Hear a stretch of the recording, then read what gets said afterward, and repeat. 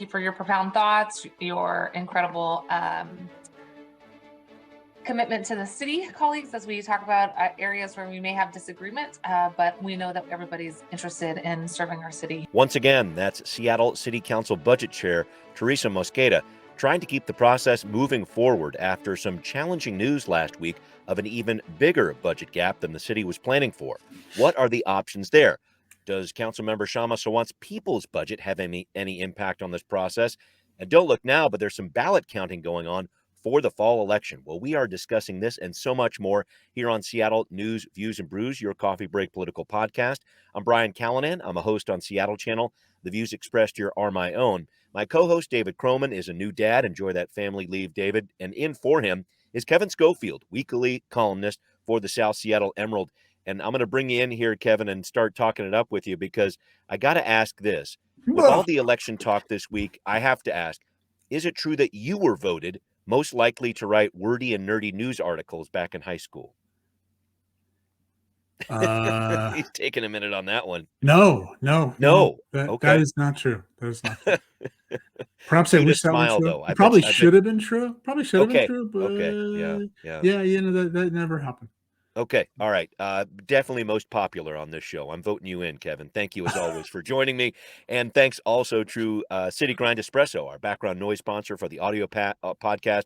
Make sure you visit them on the first floor of City Hall. If you are a listener, please do become a patron. Join at the $10 level and become part of our mug club. We only have 2 of these limited edition mugs left. You can get one if you join at that $10 level. We'll feature you as our mug shot of the week. This week it is Lynn, with what looks like a steaming mug of green tea. Delicious. Thank you, Lynn, and thank you to all of our patrons. And a shout out from Converge Media here. The Washington State Homeowner Assistance Fund, the HAF, is here for you. Are you behind on your mortgage because of some problems related to COVID? Well, they got you.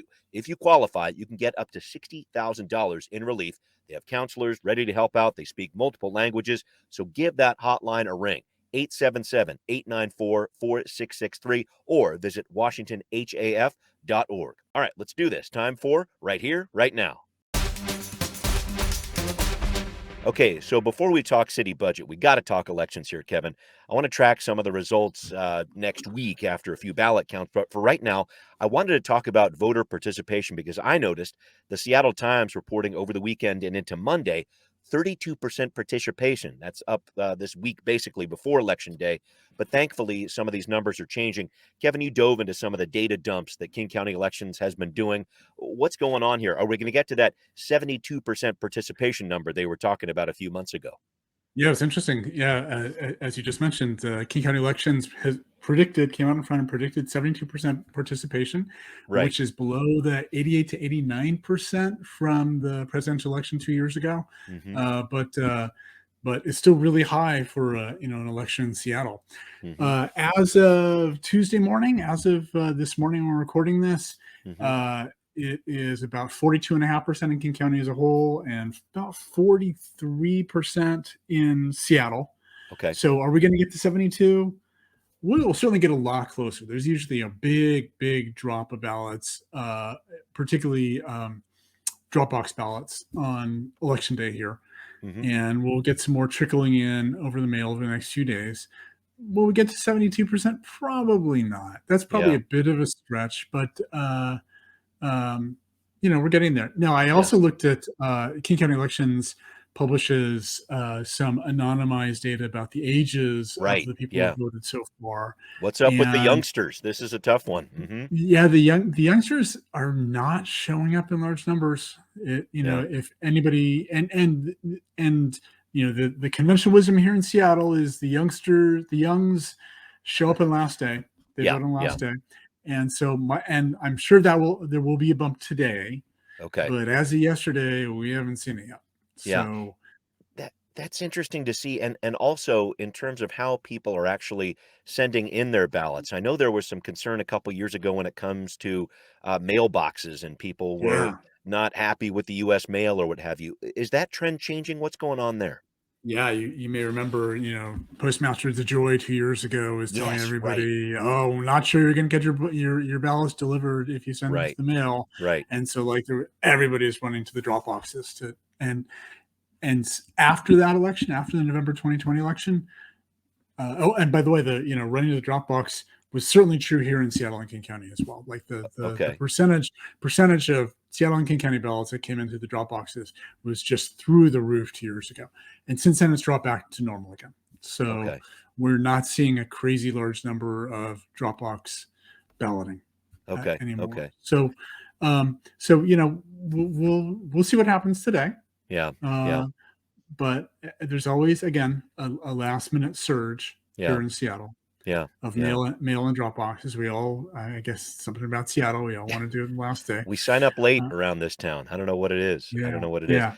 But it Just, sounded I mean, like, coming back yeah, to the please. age thing for a minute, it is Yeah. always interesting to see the older voters tend to vote early, right? And you can see that in just day to day watching the age statistics. You can see that they start out. I'm just looking at the numbers here in Seattle, like a good 40% of the ballots on two weeks ago when they opened up the election and mailed out the ballots on the first day. About 40% were over 65, and now it's about 18%. Okay. So Okay. that percentage of the ballots that are coming every day is much less the older ones. Although again, it's not the younger ones so far. It is Yeah. the middle-aged folks who Uh-oh. are really sort of surging right now. They sound like trouble. Not They're that I'm in that trouble. demographic, but yeah. Yeah, me too. I wouldn't did trust want them. to I did want to ask you though. You had another piece to this, Kevin, and looking at how the elections department is actually processing the ballots, and I thought that was very interesting. They're actually keeping up pretty well with the amount of ballots that are coming in. Yeah, so they have to because we do it all mail in or drop Yep. box. They have to do a signature validation on every ballot that comes in, and Right. it takes them a little while. And Yep. some number gets set aside because the signatures don't match or don't quite Right. match, and then they have to go some challenge process to see if they get that resolved. So some Sure. sit on the side for a little while. But at this point, as of this morning, it really looks like. King County Elections has done a good job of keeping up with processing ballots as they come in. The number of ballots is higher than a year ago, and Okay. it's much lower than 2 years ago. I see. Yeah. So, but they seem to be keeping up. So we could get a big drop of actual ballot counts tonight. Okay. We'll see what happens. Definitely looking forward to that. And we'll talk about some of those results next week. But we got to get back to the budget here, Kevin. The city council, if you haven't heard this already, folks, got some more sour news last week about the budget gap they're dealing with. Early this year, we were hearing about 117 million. Then it ballooned up to 140 million in August. Now it's 145 million. The reason for this higher gap, big sketch here, but I'm going to throw it out there. A decrease in tax revenue plus inflation at a 40-year high, interest rates going up too. Kevin, help us get inside those numbers here. What do you make of this budget cap and why is it increasing? So there's a couple categories to think about here. Yep.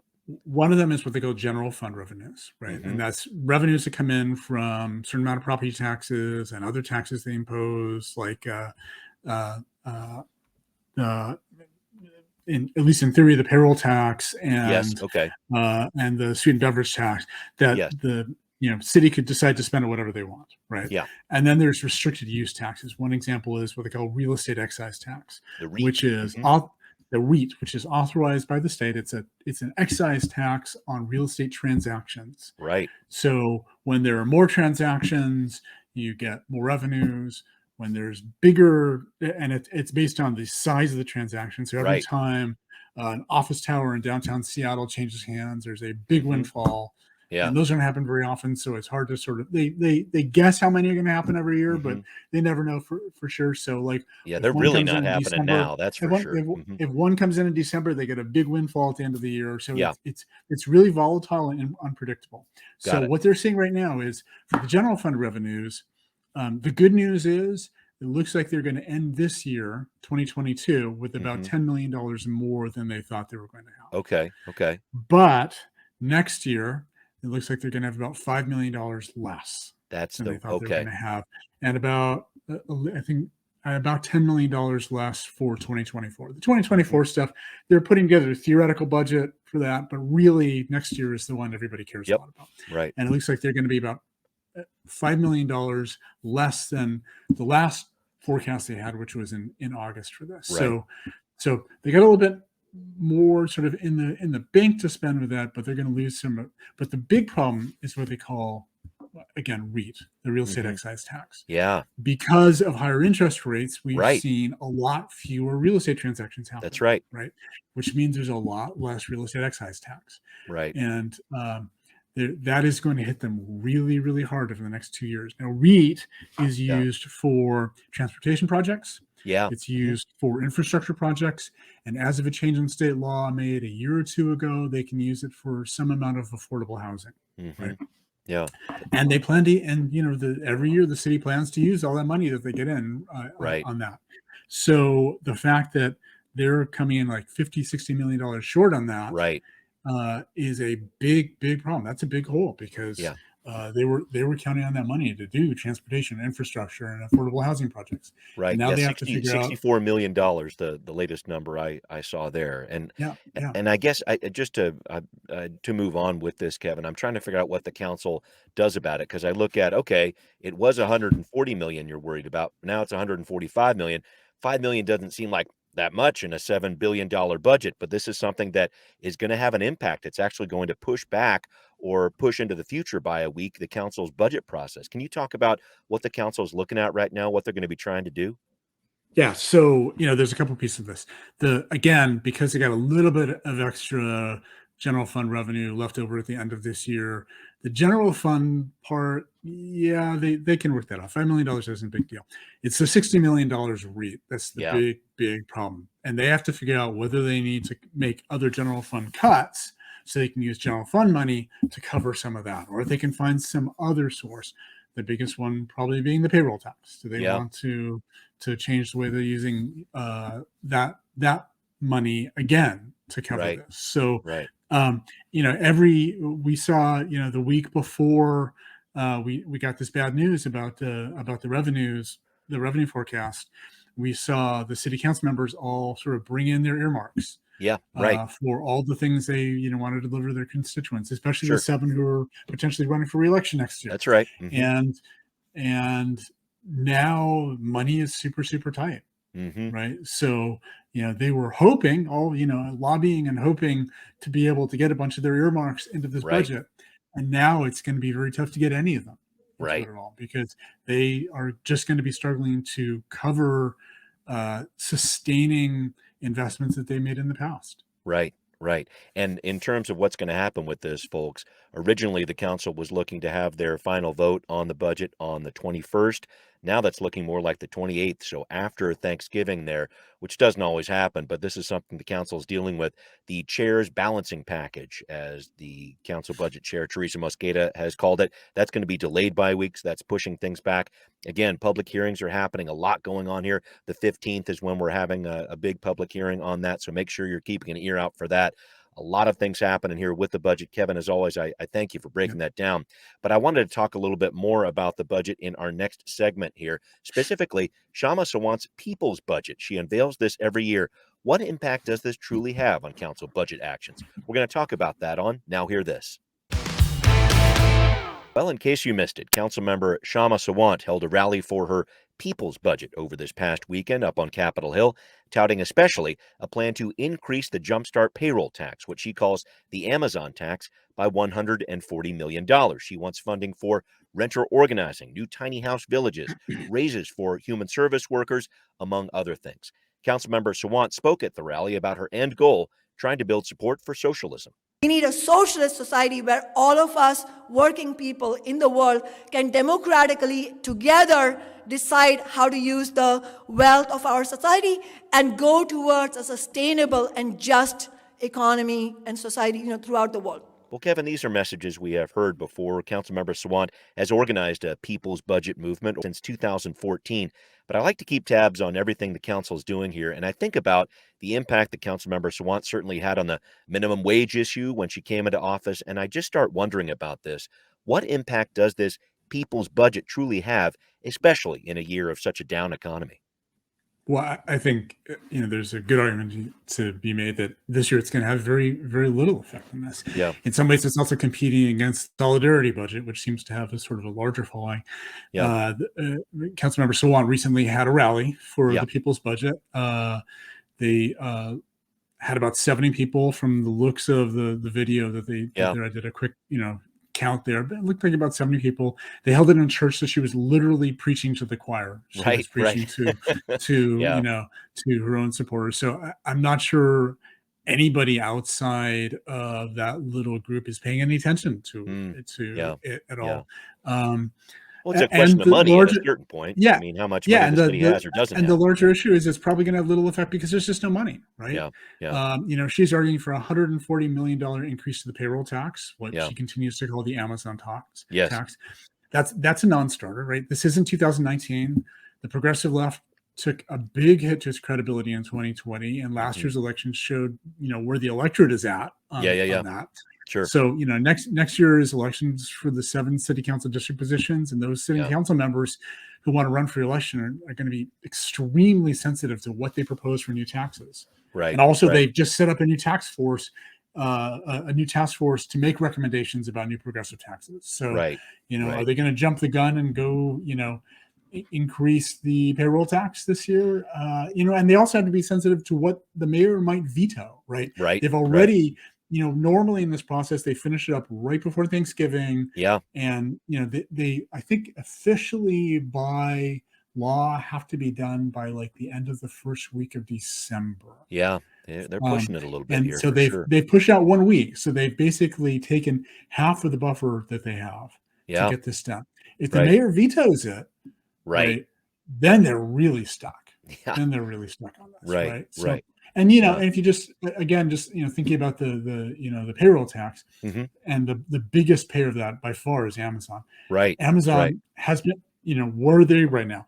They're moving positions out of Seattle. They've been doing that for a while. They just had a really bad quarter, and they've announced a hiring freeze. So the reality is, even if the city decided to tax Amazon at a higher rate, there's no guarantee that it's going to get more tax revenues from that. In fact, the city's already warning, that's another part of this revenue forecast warning they got, was that their forecast for payroll taxes revenues are already high risk, right? And they were lower in the second quarter of this year than they were in the third quarter. They don't have, in the first quarter. They don't have the third quarter yet. They're hoping to get that like real, in the next couple of weeks. Right. But so it's, the payroll tax revenues aren't, it's not turning into this huge windfall. It's really kind of a risky thing right now for them. Right. And I think about that when you think about when Jumpstart, the payroll tax was introduced, all the different concerns over it, the concerns from former Mayor Durkin, et cetera.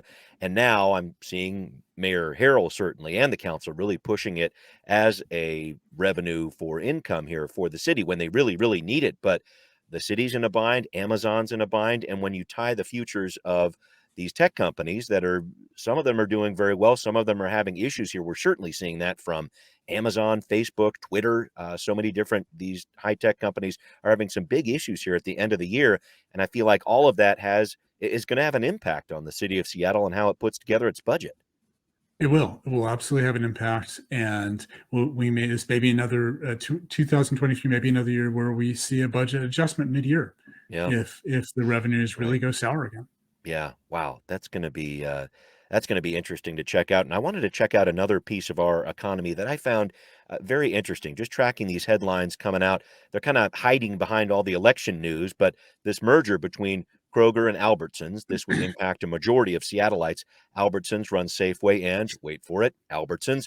Kroger runs QFC and Fred Meyer. So last week, a King County judge temporarily blocked Albertsons from paying out a $4 billion dividend to shareholders. This was part of the merger deal, and there was a lawsuit from our state. Attorney General Bob Ferguson has joined other state attorneys general, excuse me. The basic idea is this: paying out this dividend might leave Albertsons short on cash while the merger, which could take several years if it's approved. And so is that going to mean closing stores, et cetera? And Kevin, I wanted to talk to you about this because I know you have a great aptitude for legal analysis, and I know you buy groceries. So what's going on with this one in your mind? And I spent a little bit of time in the business world as well. So True, you true. know, 26 years. I learned a few things along. Yeah, This is a complicated situation. So yeah, Albertsons is sitting on a pile of cash. yeah. Yeah, but cash like that is rarely transferred in acquisitions Okay, because it's essentially just trading cash for cash, right? You increase the if you include it in the in the deal, then you increase the basically the purchase price for Albertsons, right, okay. by that amount. And then at the end of the day, all you do is basically increase the taxes you have to pay, right? Because the price for the whole thing is bigger. And you're Yep. paying cash for cash, and it's kind of silly. So it's probably part of the acquisition deal that cash would be distributed as dividends to Albertsons shareholders prior Right. to the acquisition, and then that lower amount of cash on hand was reflected in the acquisition price. Hmm. But that said, the Attorney General is rightly raising the point that distributing all of Albertsons' cash on hand to Yeah, shareholders is not a good short-term move for the company, given the antitrust regulators' review could take months yeah, or maybe yeah, years, yeah. and they might not approve the deal in the end. Hmm. So, that could potentially leave Albertsons really short of cash to Right. run the business. Hmm. Now, that's if they're running at a deficit right now, that'd be a problem. They need some Right. amount of cash around for, handling cash flow, if, if they have to pay some bills before, revenues come in. Sure. But it's probably overblown because this is a business where you know, the, the revenues are coming in steadily. There are people Yep. every single day at the grocery stores Yep. buying stuff, right? Yeah. So they don't have irregular cash flow. The Yeah. cash is coming in on a regular basis, right? Right. So And we're going to I learn a haven't little done bit a more about that. Yeah, they have some yeah, earnings reports I know coming in I this week. haven't Yeah. yeah, they've got both Albertsons and Kroger's have got their earnings report coming in either this week or next week. Yeah, I yeah. haven't done a deep dive on their books yet, but we'll do more. We'll know more then about how they're doing financially. But consumer product companies, Yeah. the ones that make a bunch of the products that we see in Hmm. grocery stores, they've been seeing strong earnings. They're Yeah. basically a lot of them are just as has been reported several times, they've been basically pocketing inflationary price increases like the oil Mm, companies have been doing. yeah. But we don't know yet if that's been passed down to grocery and retail outlets. We just saw Okay. Amazon earnings, and Okay. their retail business lost money. Right, they Right. got hit Right. really, really hard. Grocery businesses are well known to be super low margin. Right, Hmm. what Right. they're Right. charging is very close to the cost of the goods and plus cost of running the business. Right, Yep. so this is not a super. If they make a lot of money, it's because it's a very large scale business. Right. Right, Right. And small scale groceries do not make a lot of money. right. I was just looking at this more deeply, Kevin, in terms of this, and it's a big merger, and you're right, it's very, very complicated. But it seemed like, from my take on it, if this, if there was to be regulatory approval of this merger here, it would end up meaning that hundreds of locations are going to have to be sold, right? Because if it's not Yeah, antitrust, then they can't own these stores that are too close together or whatever else. Do you have a yeah. bigger idea of what the impact of this is going to be, end of the day? It certainly it depends on the region of the Yeah. country that you're in, Okay. right? There are parts of the country where Albertsons slash Safeway and Kroger have no overlap at all, Right. right? Right. And there are places like Washington State where there's enormous overlap, right? We're Right. talking Safeway, Albertsons, QFC, Fred Meyer, Within right? blocks of each other. Yeah. Hmm. In What's some left? cases. Yeah. Yeah. What's left, right? Yeah. So absolutely there's going to be antitrust regulators looking at what a merged company would have to divest Yeah. in order to but either one of those individually, these antitrust things are judged based on what's called market power, Okay. right?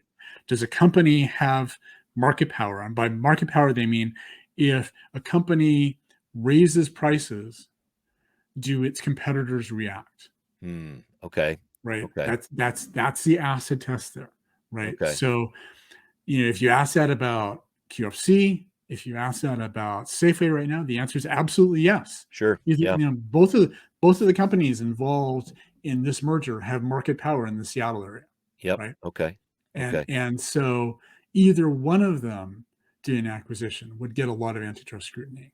Okay. Combining the two of them, if you combine the two of them, what's left? What Yeah. other grocery stores are left in the end? Hmm. Well, you got a couple Whole Foods, Yeah. Your right? Met Market here and And there. Yeah. Hmm. you got a med market here and there. You got a couple mom and pop shops. Yeah. Uh, are there any red apples left? There's Yeah, probably right. a couple of red apples left, Few of but them, that's right? about it. Yeah, yeah, That's yeah, about it, yeah. right?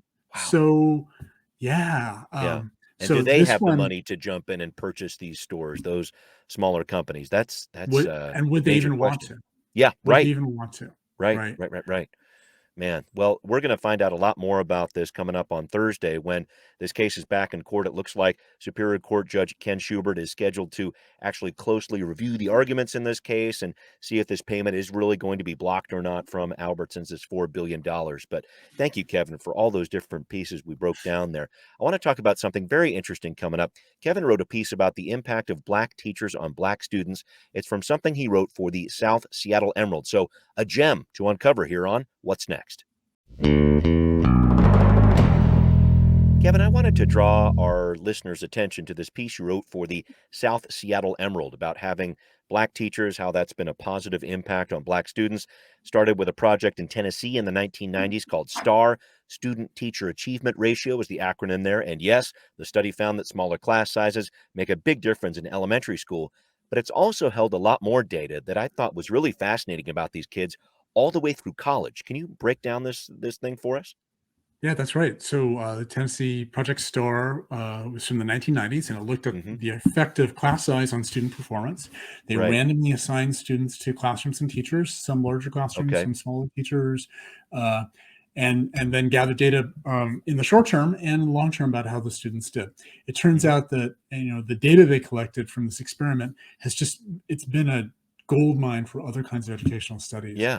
They also found, as part of Project STAR, that Black students assigned to a Black teacher at some point in primary school, didn't have to be sort of all the way through, but if a Black student in primary school at any point had a Black teacher, they did better on end-of-year achievement tests. So that was a short-term measure.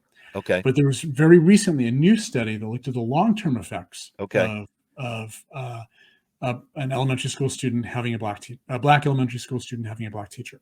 Yeah. And they found that Black students who had at least one Black teacher in primary school were 19% more likely to graduate from high school and 13% more likely to enroll in college than Amazing. Black students who did not have a Black teacher.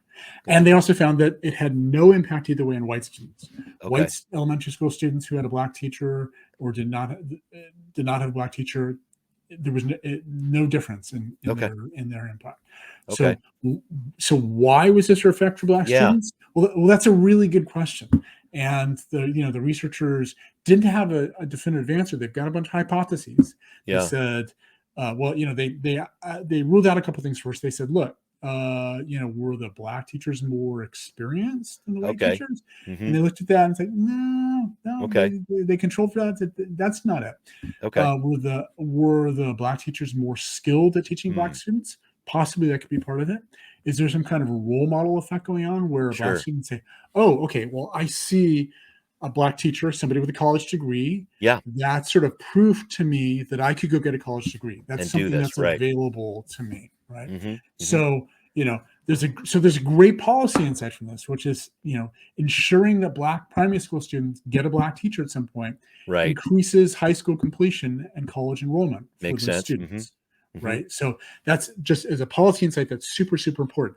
But now the hard part, and the researchers spend some time talking about this, is like, what do you do with that insight? Right.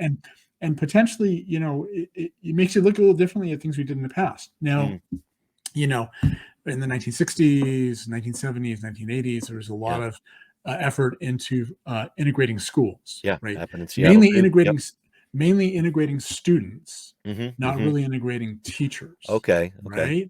So a lot of the Black teachers remained in the traditionally Black schools, but the students were moved across that. So one of the things you have to ask at that point is, okay, so did forced integration of students, which clearly gave a bunch of Black students better access to better resource schools, better funded schools that had more educational opportunities, and more diversity of classes, diversity of student body. So many, many benefits from that. Yeah. But did it reduce the number of Black students who actually had Black teachers? Yeah. Right. Right. And so, two